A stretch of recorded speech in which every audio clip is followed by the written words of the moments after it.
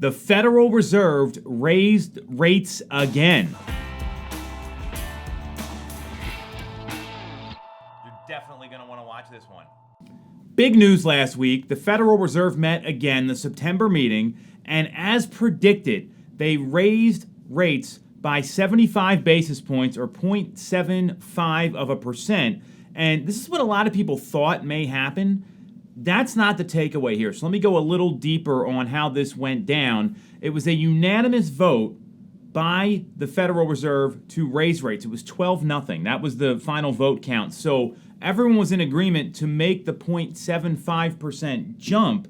And the takeaway I had were the comments afterwards by Chairman Jerome Powell.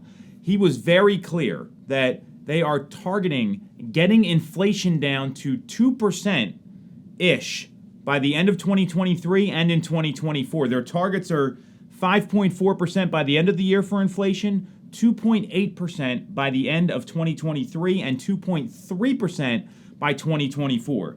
And the commentary was probably the biggest takeaway I had, where they are so focused on getting inflation down. That's their number one priority here, is they're okay with rates going up. We've seen rates already jump up, meaning interest rates on home purchase loans and refinances.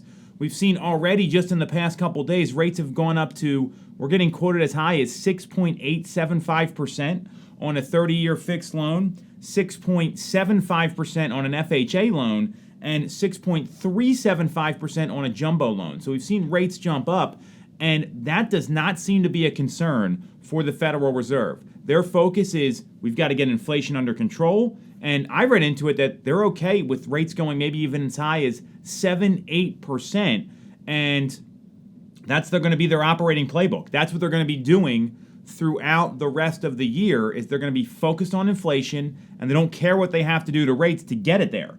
So knowing that we could see rates really spike up here even further, first off, a lot of people were wrong. Lawrence Yun was wrong, the chief economist at NAR. Danielle Hale was wrong. I was wrong. A lot of people thought rates were going to stabilize, and that's just not the case. I'd also closely monitor what happens in the coming weeks, because there's always a reaction and then some fallout. So they could come down a little bit here. Let's see what happens. The point is, though, the Fed doesn't care if they go to 7 or even 8%. So what does that mean for the market? That's the big question a lot of folks have. And there's a lot of ways to answer that. Obviously, it depends if you're looking to buy, sell, rent, or invest. Here's what we've seen since then. We've seen bidding wars, multiple offer situations reach their lowest level since the pandemic started in 2020, March of 2020. So that number has come down. People have pulled back a little bit from the market. Not a surprise. And because rates have jumped up so much, there's going to be some fallout here. So for sellers, what I know is this. Inventory is still your friend right now. We're still seeing inventory levels in the suburban counties around a month's supply, and in Philadelphia, it's about a 3.5, 3 2/3 supply of inventory on the market.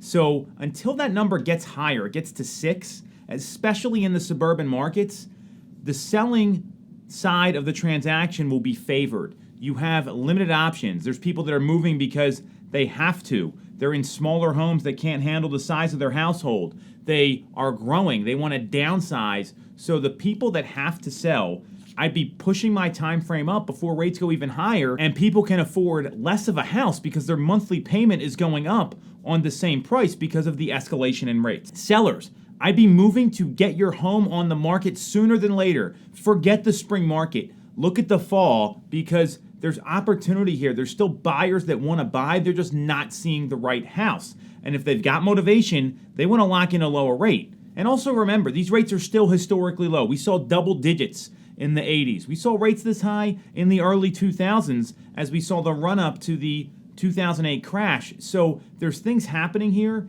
that are a little more normal than you think. They're just a lot higher than where they were the past couple years. So sellers, I'd be moving up my time frame before rates go up even more. And competition is still your friend. On the purchase side, I'd be aggressively looking for homes right now, and I would be focused on what payment am I making next month? Is it my payment or is it someone else's payment? There's a lot of buyers out there that they've got these lower rates, and you're living in a home and you want to get more space. So that's going to be a little bit of a challenge for some people, because you get a rate in the 3s, you may not want to make a move unless the home is just totally not working for you. You're still going to be able to cash out high if you have a home to sell, so there's an advantage there. And the buyers that don't own a home, you're still paying a payment next month. It's just your landlord's rental payment or your rental payment.